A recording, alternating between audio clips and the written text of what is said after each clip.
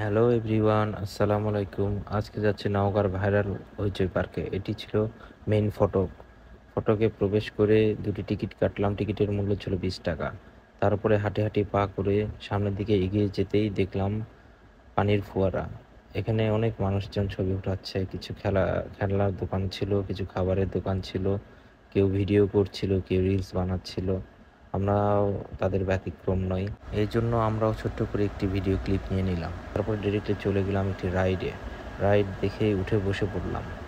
রাইডটি আপনারা এনজয় করতে পারবেন। আমি তো অনেক এনজয় করেছি।